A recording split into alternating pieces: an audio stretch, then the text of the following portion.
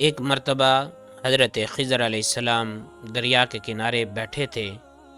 اتنے میں کسی سائل نے آ کر ان سے سوال کیا کہ میں آپ سے اللہ کے واسطے سوال کرتا ہوں، مجھے عنایت فرمائیے۔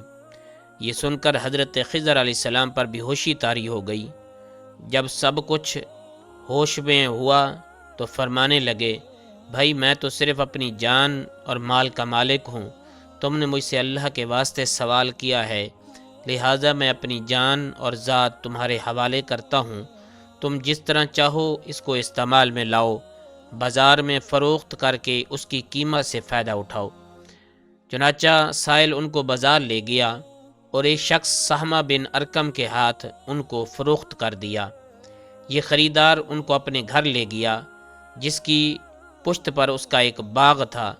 چنانچہ سہمہ نے حضرت خضر علیہ السلام کو ایک کدال دے کر کہا، اس سامنے والے پہاڑ کو کاٹ کاٹ کر باغ میں مٹی ڈالتے رہیں۔ یہ حکم دے کر سہمہ اپنی کسی ضرورت سے کہیں چلا گیا اور حضرت خضر علیہ السلام اس پہاڑ سے مٹی کاٹ کاٹ کر باغ میں ڈالنے لگے۔ جب سہمہ واپس آیا تو اس نے گھر والوں سے دریافت کیا، کیا تم نے غلام کو کھانا بھی کھلایا ہے یا نہیں؟ گھر والوں نے جواب دیا، ہمیں معلوم نہیں کہ غلام کہاں ہے۔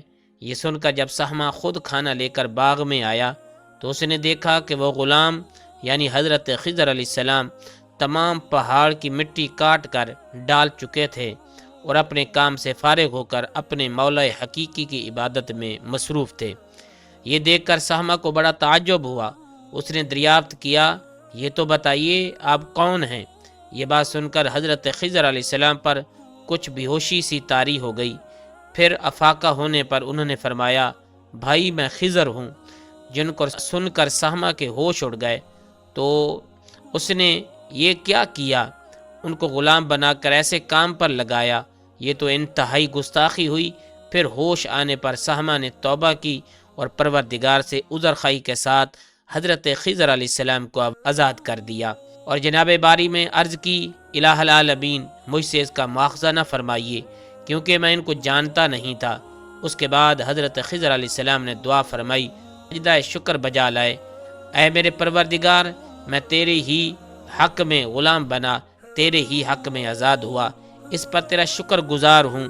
بعد ازاں واپسی کی اجازت لے کر جب دریا پر آئے تو دیکھا کہ ایک شخص کھڑا دعا مانگ رہا ہے، اے میرے رب حضرت خضر علیہ السلام کو غلامی سے رہائی عطا فرما دے اور ان کی توبہ قبول فرما لے۔ حضرت خضر علیہ السلام یہ دیکھ کر اس شخص سے دریافت کیا، آخر تو کون ہے؟ تو اس نے بتایا، میں شازون فرشتہ ہوں۔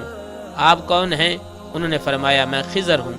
اس کے بعد شازون نے کہا، اے خضر تم نے اپنے لیے رہنے کا مکان بنا کر دنیا طلب کی ہے، کیونکہ حضرت خضر علیہ السلام کا دریا کے کنارے پر ایک عبادت خانہ تھا۔